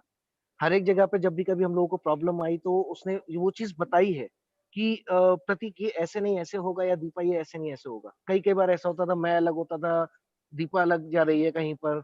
आज आज की डेट में भी मैं बताता हूँ, शादी के बाद में मेरी तो 24/7 की नेटवर्किंग हो गई थी, कि ऑफिस जाने के टाइम पे भी मैं प्लान दिखाता था, ऑफिस के ड्यूरेशन में भी मैं प्लान दिखाता था। कई कई बार ऐसा होता था कि रात रात भर हम लोगों की मीटिंग्स चल रही है, रात रात भर हम लोगों की मीटिंग्स चलती थी, एंड आफ्टर दैट मॉर्निंग सुबह आने के बाद में मैं दोबारा से ऑफिस चला जा रहा हूँ, और सैटरडे का अगर टाइम पड़ रहा है तो मेरे को अगेन अपनी सिटी से बाहर जाना है, कहीं ना कहीं किसी टीम से मिलने के लिए या किसी को प्लान करने के लिए। तो दिक्कतें तो बहुत आई, कई बार ऐसा लगा कि यार क्यों करना है, अच्छा खासा तो है जॉब। लेकिन फिर कहीं ना कहीं ये चीज आती थी कि नहीं यार अभी जॉब में, अभी आज इतनी सैलरी है, कल इतना हो जाएगा, कल उतना हो जाएगा, तो ठीक है। एक for time being factor job अच्छी थी। जैसे कहते हैं ना कि आपका किराए का घर तब तक अच्छा है जब तक कि आपको अपना घर ना मिल जाए। लेकिन अब आज की डेट में अगर अपना घर मिल गया है तो आई ऑब्वियसली मैंने आपको एक रिसेंट में बताता हूँ, मैंने अपना रिजाइन डाल दिया है ऑलरेडी। लेकिन क्या बात है। Just because of this corona मेरे ऑफिस वालों ने मेरा रेजिग्नेशन तक रिजेक्ट कर दिया। तो लेकिन नहीं, अभी जब तक तुम वर्क फ्रॉम होम कर लो तो थोड़ा बहुत काम जो लगता है मुझे कि शायद मेरा फर्ज भी बनता है कि मैंने 6 साल अगर उनको अपनी लाइफ के दिए हैं, तो अगर मेरे से कुछ टाइम अगर वो और मांग रहे हैं तो I can go it with that. So this was the thing कि जॉब के साथ मैं नहीं कह रहा कि बहुत इजी होता है मैनेज करना, बट हाँ, अगर आप चाहो तो मैनेज करना। क्योंकि डायरेक्ट सेल्स हमसे ये नहीं कहती कि आप हमें पूरा दिन दीजिए। आप अगर अपना 1 या 2 घंटा भी डेडिकेटेडली अगर दे रहे हैं, मैं आपको गारंटी दे रहा हूँ कि वो जिस बंदे को भी आप दे रहे हो ना, वो बंदा आपका उससे रिजल्ट निकाल के देगा। बस थोड़ा सा आपको जरूरत है कि एक सही गाइडेंस के साथ में आप उस व्यक्ति के साथ मिले, और सही सही चीज है कि आप किस तरीके से उसको कर सकते हैं। That's thank you Prateek. Now the last question, अभी इस हमारे इस पार्ट का जो लास्ट क्वेश्चन है, बिकॉज आप लोगों की स्टोरी इसलिए शेयर की जाती है क्योंकि आपने इस कंपनी के अंदर 4,000 से अपनी जर्नी को 4.5 लाख तक पहुंचाया है। तो बहुत सारे लोगों का सवाल आ रहा है कि इन लोगों का चेक बताया जाए, तो मैं आपको बार बार बता रही हूँ। इवन कुछ लोग शायद लेट कनेक्ट हुए हैं, मैंने लाइव इनका स्क्रीनशॉट ले रखा है इनके पे आउट का। 4,000 से इनकी जर्नी 4.5 लाख तक पहुंच चुकी है। इसीलिए आज ये कंपनी के कोर लीडर हैं, मेरे कोर लीडर हैं, और आज इनकी स्टोरी को आपको सुनने का मौका मिल रहा है। तो ये रहा इनके लाइफ का पार्ट कि ये लोग कौन थे, ये लोग कहाँ से हैं, इनका क्या प्रोफाइल है। तो जॉब प्रोफाइल है इन लोगों का, और बहुत सिंपल है आप लोगों की तरह। इन लोगों को भी चैलेंजेस आए, लेकिन अब ऐसा क्या हुआ, ऐसा क्या किया इन लोगों ने कि आज इनका चेक 4,000 से 4.5 लाख गया। दैट मीन्स परेशानियां तो आई, बट परेशानी आने के बावजूद आज ये एक सफल व्यक्ति हैं इस इंडस्ट्री के अंदर। यस ऑफ कोर्स मैं इंडस्ट्री बोलूंगी, क्योंकि 5 लाख का चेक होना अपने आप में एक बड़ी बात है। अगर आप 5 लाख के चेक पर हो महीने के, तो आप इंडिया के अमीरों में 1% लोगों में आ जाते हो। आप इंडिया के अंदर 1% लोगों में, यानी हमारी पूरी इंडिया में 1% लोग ही ऐसे हैं पूरे इंडिया के अंदर जिनका आमदनी 5 लाख महीने से ऊपर का है। तो आज ये इंडस्ट्री में तो बड़े लीडर हैं ही हैं, आज हमारे इंडिया की 1% लोगों में आते हैं। तो प्रतीक, क्या ऐसी चीजें की आपने जिस कारण ये चेक 4,000 से 4.5 लाख तक गया है, प्लीज? मैं बेसिकली बोलूंगा, हाँ, शुरुआत में दिक्कतें आई थी, काफी दिक्कतें आती थी, क्योंकि जो जैसा कि डीके सर का मानना है, no bulk purchase, nothing like that, तो वो चीजें तो थी। मैं एक बात आपको, एक वाक्य सुनाना चाहता हूँ कि जिस समय हमारी शादी मेरे ख्याल दिसंबर में हुई थी, उस ड्यूरेशन में शायद मेरे ख्याल नवंबर 15 के बाद हम लोगों ने काम थोड़ा सा हल्का करा है। अदरवाइज नवंबर 15 तक हम लोग काम कर रहे थे। हाँ, और इसलिए चेक उस समय गिरा भी है। हाँ, और सबसे सबसे सबसे बड़ी चीज क्या थी कि चैलेंजेस एक तरीके कि हम लोग प्री प्रिपेयर्ड थे माइंडसेट के हिसाब से, क्योंकि मैंने बताया ना कि हम लोग जब मार्केट में निकले तो एक चैलेंज नहीं था, ये वो चैलेंज नहीं था कि हमको किसी को टीम बनाने में दिक्कत आ रही है, वो शायद चीजें, उन चीजों को हम लेके आ चुके थे। हमारे साथ में सबसे बड़ा चैलेंज था कि हमें ओके लाइफ केयर को कैसे प्रमोट करना है। हमारे साथ में सबसे बड़ा चैलेंज था कि हम मार्केट में जाते थे और किसी व्यक्ति से अगर मिलते थे तो वो पूछता था कि डीके सारंग के साथ जुड़ गए हो, तुम ऐसे व्यक्ति के साथ जुड़ गए हो, तुम्हें पता है कौन है वो, तुम्हें पता है कहाँ गलत जब पहुंच गए हो। तो मैं ये चीज कहना चाहता हूँ, शायद वो प्रोडक्ट का चैलेंज उतना नहीं था, वो मीटिंग करने का चैलेंज उतना नहीं था, जितना चैलेंज था कि उस नेगेटिविटी से अपने आप को बचाना। एंड मैं उस चीज के बारे में बोलूंगा कि थैंक टू डीके सारंग, जिन्होंने हमको उस इंजेक्शंस की एंटीडोट लेकर के भेजा था। उन्होंने सिर्फ इतना बोला था कि आप लोग सिर्फ काम करो, सिर्फ और सिर्फ काम करो। मैं आपको इतनी गारंटी दे रहा हूँ कि मैं आपको जो प्रोडक्ट दे रहा हूँ वो मार्केट में एक्सेप्टेबल प्रोडक्ट्स है, मैं आपको जो प्लान दे रहा हूँ मार्केट में अचीवेबल प्लान है, मैं आपको जो मतलब जो मैंने आपको प्लेटफॉर्म दिया है, बिलीव मी, उस पे आगे आने चल के बाद में आप 2 साल बाद में अपने आप को देख सकते हो। और मुझे आज भी उनकी बातें याद है कि जो उन्होंने बोला था कि आप लोग।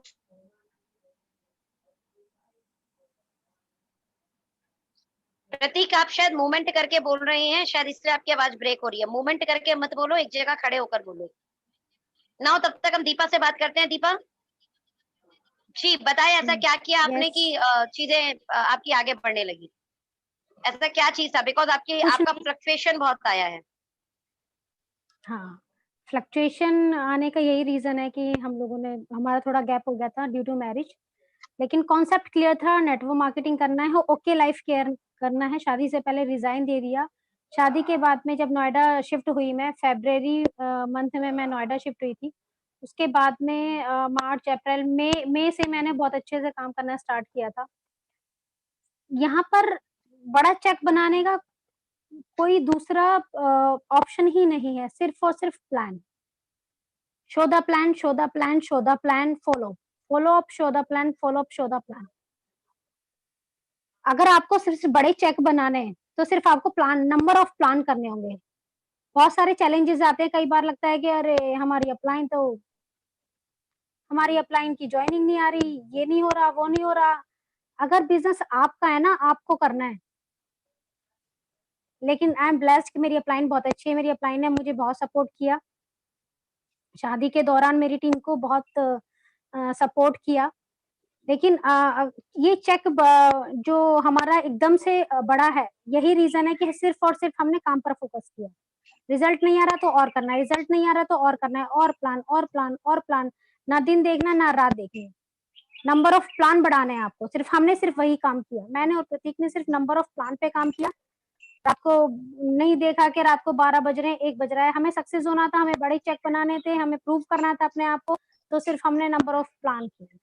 सो नाइस दीपा, मतलब इज अ परफेक्ट मैसेज कि अगर सच में आप लोग भी अपने चेक को बढ़ाना चाहते हैं, अगर आप लोग भी अपने चेक को बड़ा करना चाहते हैं, तो आपको एक ही चीज पे काम करना है, और वो क्या है? Number of plans, number of plans, number of. Is a perfect message आप सब लोगों के लिए। नाउ हम प्रतीक से बात करते हैं कि प्रतीक करना मतलब ये ग्रोथ कैसे आई, उसका वो कारण बताइए। नाउ हम प्रतीक के पास आते हैं।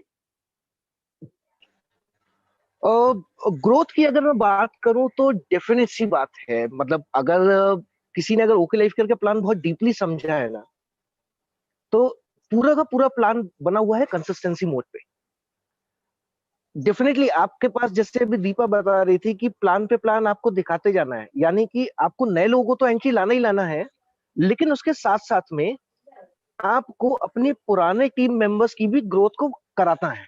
और जैसे कि मैं ओके लाइफ केयर की अगर मैं बात करता हूँ खास तौर पे, क्योंकि ये इस तरीके का प्लान मैंने लिटरली, मतलब ये एक पर्टिकुलरली डिजाइंड प्लान है, एक इस तरीके का प्लान बनाया हुआ है जो कि आपकी ग्रोथ को डिजाइन करता है खुद।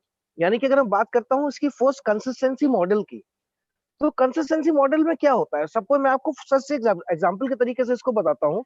सपोज मान के चलो कि आप पहले व्यक्ति थे जो यहाँ पर आए, पहले व्यक्ति इन टर्म्स ऑफ कि मतलब आप नए नए जुड़े थे, आपने उसके बाद में एक व्यक्ति को और जोड़ा, और उस व्यक्ति ने किसी एक और व्यक्ति को एंटर कराया बिजनेस में। आप ये मान के चलना कि जिस दिन आपका कंसिस्टेंसी कंप्लीट हो रहा होगा, उस दिन आपके द्वारा लाया गया व्यक्ति अपनी कंसिस्टेंसी से सिर्फ 1 महीना दूर होगा। उस दिन वो व्यक्ति अपनी कंसिस्टेंसी से सिर्फ 1 महीना दूर होगा। और जिस दिन आप अपनी कंसिस्टेंसी कंप्लीट कर लोगे, उस दिन वो आपके जो पीछे वाले जो व्यक्ति हैं, जो आपके पीछे वाले 2 व्यक्ति थे, वो अपने पीछे की 2 और व्यक्तियों को कंसिस्टेंसी कंप्लीट करा रहे होंगे, जिस वजह से यहाँ पर कभी भी लोगों का पे आउट गिरता नहीं है। जिस वजह से यहाँ पे कभी भी लोगों का पे आउट गिरता नहीं है। आपने किसी भी इंडस्ट्री में देखा होगा, पे आउट्स की जो वेवलेंथ होती है वो कैसे चलती है, वो चलती है ऐसे ऐसे आपकी, जैसे लोग, और लोग क्या बताते हैं आपको मार्केट में, जब आप जाओगे तो लोग मार्केट में आपको बताते हैं कि जिसकी लाइन सीधी चल रही है वो मरा हुआ है, और जिसकी लाइन टेढ़ी मेढ़ी चल रही है उसकी उसकी दुनिया चल रही है। नहीं, ये बिजनेस है, आपको इसे बिजनेस की तरीके से देखना पड़ेगा। देखिए 2 तरीके मैंने आज तक जो मैंने सीखा है अभी तक इस इंडस्ट्री में, मैं उसको एक बहुत ही सरल वे में आपको बताता हूँ। डायरेक्ट सेलिंग का जो टूल है ना, उसके जरिए हमें ये पता लगता है कि हमें अपना टाइम लिवरेज कैसे करना है। डायरेक्ट सेलिंग आपको बताती है कि आप अपना टाइम लिवरेज करके यहाँ से पैसा कैसे कमा सकते हैं। क्लियर? अब बात आती है बिजनेस मॉडल्स की। तो पहले बिजनेस मॉडल चलता था मल्टीलेग का, उसके बाद आया बाइनरी का, उसके बाद आया बहुत अलग तरीके के, और आज की डेट का जो बिजनेस मॉडल है वो है अचीवेबल मॉडल। यानी कि जो हमारा जो प्लान है वो एक अचीवेबल मॉडल की तरीके से बना है। यानी कि बिजनेस मॉडल बहुत इफेक्ट करता है आपके बिजनेस को, कि आप किस बिजनेस मॉडल के साथ में जा रहे हो। कुछ लोगों ने मल्टीलेग के साथ भी सफलता हासिल करी है, लेकिन वो उनके समय में उन्होंने हासिल करी है। आज की डेट में आपको मल्टीलेग में सफलता देने वाले बहुत कम लोग मिलेंगे। ठीक है, तो हमेशा डायरेक्ट सेलिंग एक थैंक टूल यू है प्रतीक और भाई। अब आपकी बिजनेस मॉडल अलग अलग रहते हैं। प्रतीक भाई आपकी वॉइस ब्रेक हो रही है। इन शॉर्ट जो मुझे इन दोनों के मैसेज से समझ में आया है, ऑल ओवर मैं आपको ओवरव्यू दूं तो दोनों की लाइफ की जर्नी कुछ हमारी तरह ही है। यानी अप्स डाउन्स, पेरेंट्स की डांट, फैमिली की डांट, जॉब का प्रेशर, सोसाइटी का प्रेशर, मतलब ये सब से ये लोग भी गुजरे हैं। यानी ये लोगों को सफलता हाथ में रख के नहीं मिली है, इन दोनों ने भी काम किया है। And we know very well कि हम लोग जैसे दीपा की फैमिली में रात में लेट आना बहुत ज्यादा पता परेशान कर देता है दीपा को। प्रतीक तो चलो ठीक है, वो अभी अपने फैमिली से दूर रहते हैं, बट अगर प्रतीक रात में बहुत लेट पहुंच रहे हैं तो इसको जॉब जाना है सुबह उठ के। मैं अगर लेट आई भी तो भाई मैं मेरे घर पर आकर आराम कर सकती हूँ, लेकिन यहाँ प्रतीक को अपने जॉब के साथ में वो प्रॉब्लम लेनी पड़ती है, वो रात में भी जागा और सुबह भी जाकर जॉब करेगा। Same as it is Deepa की बात करें तो मेरी फैमिली डायरेक्ट सेलिंग को लेकर बहुत पॉजिटिव है, इसलिए मुझे बहुत सारे चैलेंजेस नहीं आते फैमिली की तरफ से। लेकिन कहीं ना कहीं दीपा को फैमिली प्रॉब्लम आने के बाद साथ भी उसने किया। इन शॉर्ट दिमाग में दोनों के क्रिस्टल क्लियर था कि हमें करना है, दिमाग में दोनों को ये पूरा पता था कि हमें यही एक प्लेटफॉर्म है, ये एक ऐसा प्रूवन प्लेटफॉर्म है, एक प्रूवन सिस्टम है जिसमें हम ग्रोथ ले पाएंगे, चेक बढ़ा पाएंगे। और जैसा प्रतीक ने कहा कि सक्सेस मॉडल होना बड़ा जरूरी है, और ओके लाइफ केयर का वो जो मॉडल है उस मॉडल के तहत ये दोनों ने ये कामयाबी ली।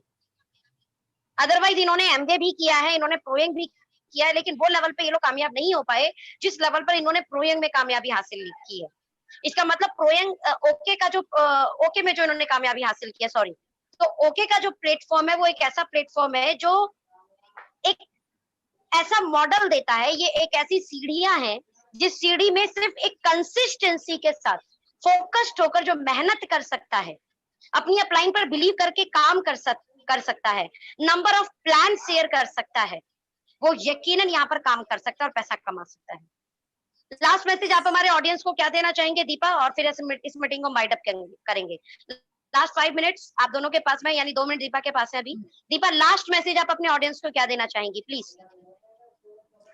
फ्रेंड्स, सक्सेस होने का कोई दूसरा ऑप्शन नहीं है, कोई शॉर्टकट नहीं है। सक्सेस होने के लिए किसी भी फील्ड में सिर्फ मेहनत है, सिर्फ मेहनत। आपको डायरेक्ट सेलिंग इंडस्ट्री में भी सिर्फ मेहनत करनी है। नंबर ऑफ प्लान अपलाइन जो बता रही है, अपलाइन के कहे रास्तों पर चलिए, ट्रेनिंग्स अटेंड कीजिए। अगर हम सक्सेस नहीं हो रहे तो कहीं ना कहीं हमारे अंदर ही कमी है। अपलाइन के अंदर कमी नहीं है, हमारे अंदर कमी है। अपने आप को स्किलफुल बनाना है और मार्केटिंग में करना है। अपने आप को स्किलफुल बनाना है और मार्केट में करना है, काम करना है, काम करना है, काम करना है, और कोई दूसरा शॉर्टकट नहीं है। सिर्फ हमने थैंक यू। वही किया और आज भी हम यही करते हैं और हमें आगे भी यही करना है। अपने लिए करना है, अपनी टीम के लिए करना है। Now thank Prateek, you. Last message please. खड़े होकर एक ही जगह पे खड़े होकर मैसेज देना प्लीज। मूवमेंट कम करोगे तो इंटरनेट स्पीड अच्छी रहेगी। प्लीज मैं लास्ट सिर्फ मैसेज हमारी इतना ऑडियंस को। मैं सिर्फ इतना कहना चाहता हूँ कि वैसे तो ये हमेशा फैक्ट है कि हार्ड वर्क का कोई सब्स्टिट्यूट नहीं होता है, लेकिन आपको जो अच्छा लगे उस काम को इतने अच्छे से करो ना, क्योंकि आपका बिजनेस है, इसे आपसे बेहतर और कोई नहीं कर सकता है। मेरे बिजनेस करने की हो सकता है स्ट्रैटेजी कुछ और हो, आपके बिजनेस करने की हो सकता है स्ट्रैटेजी कुछ और हो, लेकिन ये जो बिजनेस का मॉडल है ना, ये सबके लिए बराबर काम करेगा। स्ट्रैटेजी चाहे जिसकी भी जैसी हो, लेकिन ये काम उसके लिए हर हर तरीके से करेगा। बस फर्क ये है कि आपको इसे अच्छे से समझना है, आप इसे कैसे कर सकते हो ये आपके ऊपर है। क्योंकि हम लोग सिर्फ एक जरिया होते हैं। एक अपलाइन जो होती है वो आपको सिर्फ ये बता सकती है कि आप इसको ऐसे करोगे। अब आप उसको अपनी तरफ से कितने अच्छे से कर सकते हो, कितने प्यार से कर सकते हो, या कितने डिफरेंट तरीके से कर सकते हैं, ये आपके ऊपर निर्भर है कि आपका गोल क्या है, आपको क्या कपाना है इस बिजनेस से। क्योंकि मैं ये कह सकता हूँ, मैं आज की डेट में टेली शॉपिंग में बिलीव नहीं रखता हूँ। ये स्टोरी टेली शॉपिंग की तरीके से नहीं जानी चाहिए। मैंने इसीलिए लिखा था कि इसमें शायद इस मीटिंग में शायद कुछ लोग ऐसे होंगे जो कनेक्ट कर सकते हैं हम लोगों से, मेरे से या दीपा से या सोनम से भी, किसी से भी। लेकिन वो करिए जो आपको अच्छा लगता है। अगर आपको लगता है कि ओके लाइफ केयर ही आपके लिए अच्छी है, और मैं डेफिनेटली कह रहा हूँ, देख के बैठिए, और कोई बेहतर मिल नहीं सकता है आपको। तो बेटर है, करते रहिए, करते रहिए। Just do your best and do your best, you will get the best results with that. Thank you. Thank you, thank you so much Prateek. And of course बहुत सारे लोगों को बहुत मैसेज मिला होगा आपसे, बहुत इंस्पिरेशन। मैं हमेशा बोलती हूँ मोटिवेशन की जरूरत नहीं है, इंस्पिरेशन की जरूरत है। इंस्पायर करेंगे लंबा चलेगा, मोटिवेट करेंगे क्षण भर कर लिए होगा, क्षणिक होगा वो बहुत। तो आप लोगों की स्टोरी ने, आई कैन श्योर कि बहुत सारे लोगों को ये एक इंस्पिरेशन स्टोरी है।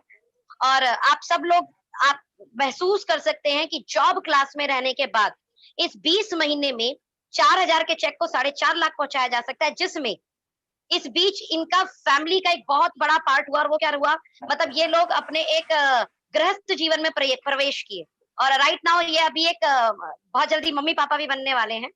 तो मतलब ये सारा प्लानिंग करते हुए भी इन लोगों ने इतनी बड़ी कामयाबी ली है। हैट्स ऑफ, ये सच में आप लोगों की मेहनत की वजह से हुआ है। और होप सो आप इनकी स्टोरी से इंस्पायर हुए होंगे, और कल अगेन मिलेंगे एक बहुत शानदार स्टोरी के साथ में। पोस्टर अगले 1 घंटे में मैं रिलीज कर दूंगी। अगर कोई दीपा जस्ट अ प्रतीक से सेकंड कोई ना। सवाल करना चाहते हैं तो प्लीज चैट, कोई आ रहा हो किसी का कोई सवाल है, दीपा प्रतीक से कोई सवाल है तो आप चैट पर बात कर सकते हैं, ये बट हम मीटिंग को यहाँ ओवर कर चुके हैं। क्या आप चैट पढ़ सकते हैं सुनम, प्रतीक? मेरा, yes I can see it on a chat on YouTube also. या और बाकी एक एक व्यक्ति है, राजकुमार सोमानी जी, जिनका क्वेश्चन है कि हम जी, बार बार दूसरी कंपनियों को गलत क्यों बताते हैं, कंप्रेशन अपनी जगह है। तो ओके, राजकुमार जी, मैं आपसे सिंपली सी चीज एक इतना कहूंगा, हम कंपनियों को गलत नहीं बताते। एक चीज हमेशा ध्यान रखिए, ये बिजनेस जो है ना, बिजनेस हमेशा टाइम के हिसाब से चलता है। जिस तरीके से हम लोग मनी डिनोमिनेशन को फॉलो करते हैं, मनी डिनोमिनेशन हमको भी फॉलो करता है। रुपए की 10 की वैल्यू जो 1940 में थी, आज की वही वैल्यू 1 लाख की है। तो हम कंपनियों को गलत कभी नहीं बताते। हमने कभी नहीं कहा कि वो कंपनी गलत थी, लेकिन जो कंपनियां गलत है, और गलत को गलत कहने का अधिकार अगर आप अपने आप से खो देते हैं ना, कि आप अगर ये कहो कि आपने किसी चीज को गलत होते हुए भी गलत नहीं कहा, तो ये बहुत बड़ी बेवकूफी है। क्योंकि ये दिखाता है कि आप भी उसी पर्टिकुलर कैटेगरी में से आ रहे हैं, जो मौका मिले तो मतलब हाय हाय और ना वाय वाय। वो नहीं होना चाहिए। जिस चीज को जो गलत है उसको गलत बोला जाएगा। लेकिन हाँ, हर कंपनी का एक अपना बिजनेस मॉडल होता है। आपको अगर किसी को लगता है कि वो 10 लाख बना करके काम कर सकता है, 10 टीमों बना के काम कर सकता है, ठीक है। वहीं किसी को अगर लगता है कि वो 2 टीम में काम कर सकता है, तो ठीक है। इट्स ऑल डिपेंडेंट आउट कि आपको क्या अच्छा लगता है। यहाँ पे कंपनी की बुराई हम लोग कभी नहीं करते और हम लोग कोशिश भी ये करते हैं कि ऐसा ना हो हमारी तरफ से। एक का बहुत अच्छा चैट आया है प्रतीक, वो बोला कि ये इंडस्ट्री हाँ, जो है जरूरी नहीं है कि अच्छा पैसा कमवाती है, ये इंडस्ट्री एक अच्छा लाइफ पार्टनर भी दे सकती है। आप लोगों की स्टोरी से ये समझ आ रहा हाँ, है। हाँ, डेफिनेटली मैं जो जिसने भी ये बोला है, मैं उनको बताना चाहता हूँ कि भले मैंने एम्वे से ज्यादा पैसे ना कमाए हो, मैं हमेशा कहता हूँ मैंने एक अच्छी बीवी कमाई है, एक अच्छी नेटवर्कर बीवी कमाई है। तो डेफिनेट सी बात है, you can also try it out, but ध्यान रखिएगा थोड़ा सा। हाँ, इट्स ओके। नाउ मुझे नहीं लगता अभी बाकी सवाल है किसी का, है कि ज्वाइनिंग कितने रुपए से कराते हैं आप लोग? आप लोग को ज्वाइनिंग का कोई एजेंडा बना रखा है आपने, कितने रुपए से ज्वाइनिंग कराना है, किसी का सवाल है? नॉट एग्जैक्टली जी, ये एजेंडा बेसिकली आप बात कर सकते हो कि कोई व्यक्ति आपके पास कैसे आ रहा है। सिंपल सी देखिए, अगर कोई कस्टमर है, सिंपल ये आपको पता लग जाता है कि कौन व्यक्ति कस्टमर है, कौन व्यक्ति आपके बिजनेस करने आ रहा है। लेकिन डेफिनेट सी बात है, जो आपका कस्टमर है वो आपका बिजनेस पार्टनर भी बनेगा, इसकी भी चांसेस है। तो कोशिश हम ये करते हैं उसको मिनिमम से मिनिमम, क्योंकि हमारे यहाँ ओके में अगर मैं बात करूं, मैं किसी को कहूं कि मैं किसी को 5,000 का प्रोडक्ट दिला दूं या 10,000 का प्रोडक्ट दिला दूं, तो डेफिनेट सी बात है कि जो व्यक्ति आ रहा है, जो व्यक्ति बिजनेस करने आ रहा है, मैं उसको हमेशा प्रमोट करता हूँ कि आप एटलीस्ट कम से कम 5 से 8,000 रुपए तक के प्रोडक्ट लीजिए। रीजन बिहाइंड, क्योंकि कुछ प्रोडक्ट वो यूज करेगा, कुछ अपने दोस्तों को दिखाएगा, कुछ घर में भी रखेगा, और कुछ ऐसे प्रोडक्ट हैं जो उससे लोग हाथों हाथ लेके भी जाएंगे। तो कहीं न ए- कहीं उस एक बिज़नेस करने के लिए उसके पास में कुछ एक मटेरियलाइज़ थिंग होनी चाहिए। ऐसा नहीं है कि मैंने 500 बीवी से उसकी आईडी ग्रीन कर दी एंड आफ्टर दैट उसके पास अपने खुद के प्रोडक्ट तो खत्म हो गए, और किसी ने अगर उससे माँगा तो वो उस चीज़ों को दिखा भी नहीं पा रहा है। क्योंकि वर्चुअली किसी को दिखाना और प्रैक्टिकली किसी को दिखाना बहुत फ़र्क है। वही समझ लीजिए कि आपके दरवाजे पे सब्जी वाला आया और वो आपको बुकलेट में दिखा रहा है कि मैडम टमाटर इतने रुपए किलो है। तो इट्स इन आपके शॉर्ट पास में पाँच फिजिकल पाँच छह एक्टिविटी हजार नहीं रुपए है। का प्रोडक्ट आप दिलाए तो अच्छा रहेगा। Okay, thank you. Definitely, definitely, definitely. Prateek एक क्वेश्चन और आया है और अच्छा क्वेश्चन है, मुझे लगता है इसका जवाब लोगों को मिलना चाहिए। आप जॉब में होने के बाद प्रोस्पेक्टिंग कैसे करते हो? मतलब प्रोस्पेक्टिंग कैसे करते हैं आप लोग जॉब क्लास में रहकर? देखिए, एक चीज़ हमेशा ध्यान रखिए, जॉब क्लास में जो प्रोस्पेक्टिंग होती है वो उससे ज़्यादा ईज़ी प्रोस्पेक्टिंग आपकी कहीं हो नहीं सकती, टू बी वेरी फ्रैंक। मेरे साथ में शायद एक प्लस पॉइंट ये है कि मैं चूँकि ह्यूमन रिसोर्स फील्ड से बिलॉन्ग करता हूँ, डेली ऑलमोस्ट करीबन 50 से 60 लोगों से मेरी फ़ोन पे बात होती है। मैं नहीं कह रहा कि मैं सबको ये बता देता हूँ कि कुछ और करना चाहें तो आप मुझसे कॉन्टैक्ट करिएगा। लेकिन कहीं न कहीं मैं बातचीत करके या फिर कहीं न कहीं आप देख सकते हो कि सोशल मीडिया के ज़रिए बहुत सारे ग्रुप्स हैं फेसबुक पे। तो आप अपनी एक्टिविटी को आप जहाँ भी डालते हो, एक चीज़ हमेशा ध्यान रखो कि आप अपने आप को किस तरीके से पेश कर रहे हो, किस तरीके से आप अपने आप को डिफरेंट दिखा रहे हो। क्योंकि आप देखते होंगे ऐड बहुत सारे आते हैं कि वो पार्ट टाइम में काम करिए बिना कुछ पैसा लगाए हुए, पार्ट टाइम में काम करिए कि इतने पैसे लगा के। तो आप लोगों को कैसे अट्रैक्ट कर सकते हैं? यानी आपने मैं आपको एक छोटी-सी टिप्स देता हूँ कि आपकी प्रोस्पेक्टिंग और बढ़ जाएगी। आपने देखा होगा फेसबुक में ग्रुप्स होते हैं, बहुत सारे ग्रुप्स होते हैं कि Noida entrepreneurs group, Delhi entrepreneurs group, this group, that group, ये आप अपनी पोस्ट को इस तरीके से डालिए, उसमें बहुत सभ्यता के साथ लिखिए कि मैं इस कंपनी के साथ में हूँ और ऐसे-ऐसे करके मेरा एक बिज़नेस है। जो लोग भी मुझसे बात करना चाहते हैं, मेरे से इस बिज़नेस पे रिगार्डिंग में बात कर सकते हैं। मैं डेफिनिटली कह रहा हूँ, अगर आपने मैक्सिमम 50 ग्रुप्स में भी अगर वो पोस्ट डाली है ना, आपके पास में 50 एटलीस्ट कम से कम फ्रेश लीड्स आती हैं। आपके पास बहुत सारे प्लेटफ़ॉर्म्स हैं, आपके पास इंस्टा है, आपके पास वो है। सेकेंडरी, मैं आपको एक चीज़ हमेशा कहूँगा, थर्ड पार्टी अप्रोच हमेशा काम करती है। अगर आप किसी अपने दोस्त को प्लान दिखा रहे हैं या किसी अपने घर फैमिली मेंबर को प्लान दिखा रहे हैं, थर्ड पार्टी अप्रोच हमेशा काम करती है। तो अपने सीनियर्स की हेल्प लें वहाँ पर। Any other question Sonam?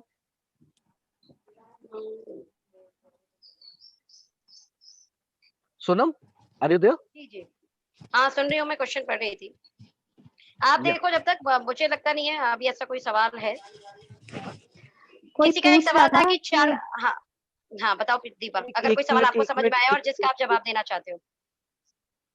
एक मिनट, हाँ, एक ये यूट्यूब पे है मिस्टर विजय कुमार जी, इन्होंने पूछा है कि जिस कंपनी में हम जॉब करते हैं, क्या वहाँ प्लान बताना चाहिए? डेफिनिटली हाँ, बताना चाहिए। देखिए, एक चीज़ हमेशा ध्यान रखो कि वो आपकी कंपनी को इफ़ेक्ट ना करे। क्योंकि 9 टू 6 की जॉब के बाद में आप क्या करते हैं, आपकी कंपनी के एम्प्लॉइज क्या करते हैं, उससे कंपनी वालों को कोई मतलब नहीं, टू बी वेरी फ्रैंक। बस ये है कि आप जो काम कर रहे हैं उसे इतनी ईमानदारी से करिए। देखिए, मैं एक बहुत बड़ा फैक्ट बोलता हूँ, मैं जिस समय अपनी जॉब पे होता हूँ ना, तो मेरा पूरा डेडिकेशन मेरी जॉब पे रहता है। उस समय मेरे को डायरेक्ट सेल्स से कोई मतलब नहीं रहता। लेकिन जिस समय मैं डायरेक्ट सेल्स पे रहता हूँ, उस समय मेरे सीईओ का भी फोन आ जाए, कितनी इंपॉर्टेंट मीटिंग आ जाए, मैं नहीं उठाता हूँ फोन। तो मैं जिस समय पे आप जो काम कर रहे हैं, उस समय पे उसको प्राथमिकता दीजिए।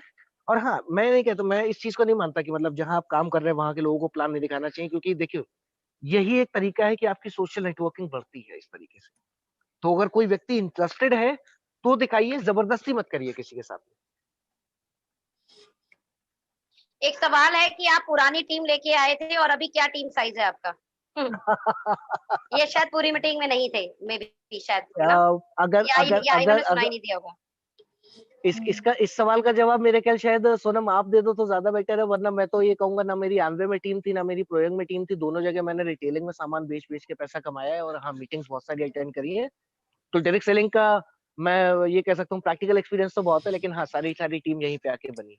ओके में एक्चुअल में मैं बताना चाहूँ तो ये दोनों लोगों ने एमवे और प्रोयंग सिर्फ ज्वाइन किया था, और शायद इन्हें मैं अच्छी लगती थी या इन्हें इंडस्ट्री भी अच्छा लगता होगा, बट शायद हम लोग का मिलना अच्छा लगता होगा, मीटिंग में आना अच्छा लगता होगा। इन्होंने टीम नहीं बनाई है, इन दोनों ने टीमें नहीं बनाई है, ना एमवे में ना प्रोयंग में।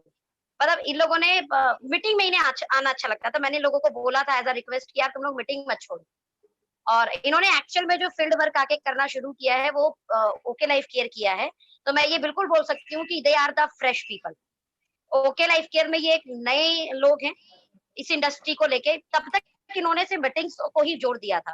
टीम बनाने में या तो इन्हें हेजिटेशन होती होगी, मुझे लगता है कि बात नहीं करते थे या बात करने में शर्म आती थी, या फिर नेटवर्क मार्केटिंग की उस ताकत को नहीं जानते होंगे। सिर्फ एक याद है कि ठीक है करना है, चलो सोनम बोल रही है तो करना है। तो शायद यह हो सकता है इसलिए कर रहे होंगे, जैसा मुझे लगता है। बाकी दीपा बताएगी।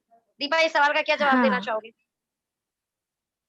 हाँ सोनम, तुमको याद हो तो प्रोयंग में तो टीम बनाई थी, एमवे में बहुत बड़ी टीम नहीं बनाई, लेकिन हाँ प्रोयंग में टीम बनाई थी, प्रोयंग में काम किया था, पर लेकिन सवाल ये प्रोयंग है से कि यहाँ पर कोई नहीं आया। हाँ, बिकॉज टीम बहुत ज्यादा बड़ी नहीं बनाई थी, हाँ, क्योंकि लॉ ऑफ नंबर्स ऑफ बहुत कुछ बड़ी काम टीम नहीं करते हैं। बनाई थी। हाँ, और छोटी सी हाँ टीम थी और इसलिए वो अ, बहुत हाँ, सारी। लेकिन क्योंकि राइट हम ना? टीम डायरेक्ट सेलिंग में तो टीम बनाना ही इम्पोर्टेंट है, टीम वर्क ही, टीम का ही बिजनेस है ये। तो बहुत लोगों से बात होती थी, डेली बेसिस पे बहुत लोगों से बात होती, बहुत सारे लोग टच में थे और बहुत सारे लोग चाहते थे कि हम दीपा मैम के साथ में काम करें, जो कि प्रोयंग में पॉसिबल नहीं हो पाया था। वो उनकी इच्छा पूरी हो गई ओके लाइफ केयर में आके। हम लोगों ने साथ में मिलकर काम किया ओके लाइफ केयर में। तो टीम वर्क तो होता ही है, बट हाँ ये है कि बहुत बड़ी टीम नहीं बनाई थी प्रोयंग में, लेकिन बात सबसे होती थी, सब लोगों से कह सकते हैं कि बहुत बड़ा नेटवर्क जो मैंने बनाया है सिर्फ फेसबुक के माध्यम से बनाया है, सोशल मीडिया से बनाया है। मेरी कोई फ्रेंड, कोई रिश्तेदार, कोई इस इंडस्ट्री में नहीं है, सिर्फ और सिर्फ फेसबुक से, फेसबुक के थ्रू ही मैंने नेटवर्क बनाया है ओके लाइफ केयर में, और कोई टीम नहीं आई थी मेरे साथ में ओके लाइफ केयर में, सो नाइस। सारी फ्रेश टीम है। नाउ इस कपल को हमने सुना और ऑफ कोर्स बहुत सारी चीजें हमने सीखी होंगी। सोनम, मतलब कोई भी व्यक्ति जस्ट यहाँ पर जो बड़ा पे आउट ले रहा है उसके पास बनी बनाई टीमें नहीं थी। हम सब लोगों ने यहाँ पे नई टीम बनाई है, ईच एंड एवरीवन। हर एक व्यक्ति ने एक नई टीम बनाई है। हाँ प्रतीक, आप कुछ कह रहे थे? There is one person on Facebook, Ashwini Gupta. इनका एक क्वेश्चन है, कंपनी चेंज करने से जो फेथ लोगों का होता है उसको कैसे हैंडल करें। आप कुछ बोलना चाहेंगे? मैं आई वुड लाइक टू, मैं आपको रेफर करना चाहूंगा ये क्वेश्चन, कि आप इस क्वेश्चन का ज्यादा अच्छे तरीके से जवाब दे सकते हो।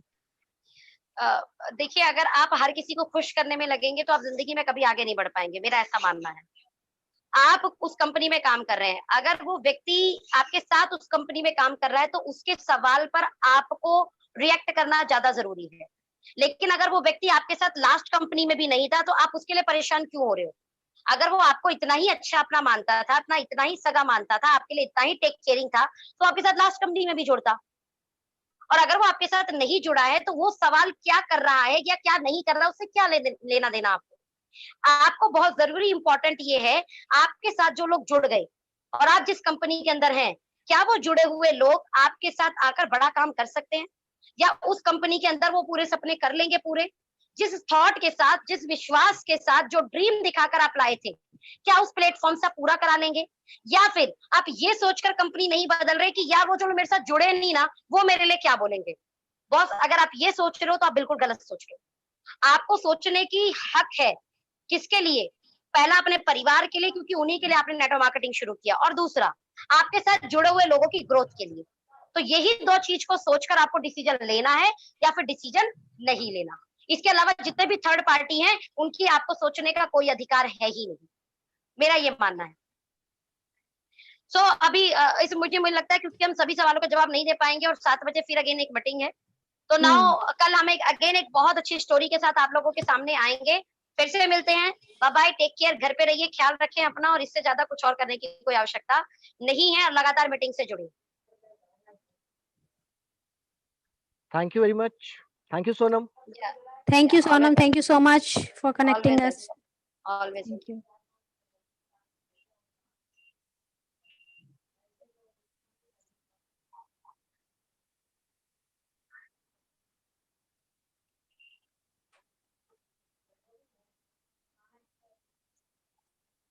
ओके, ठीक है, इस मीटिंग को यही वाइंड अप करते हैं। बाकी सब लोग आप जा सकते हैं। मैं बस यूट्यूब को लाइव करके एक्चुअल में होस्ट में दूसरे चैनल से।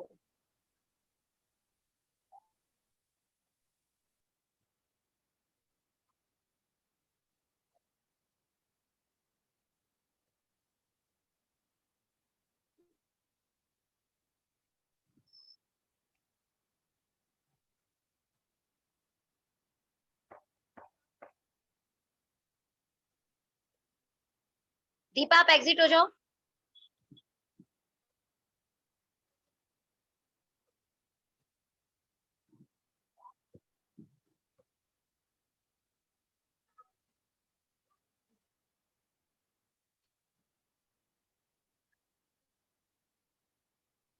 नाउ मेरे पास स्लाइड आ चुके हैं ताकि मैं मीटिंग को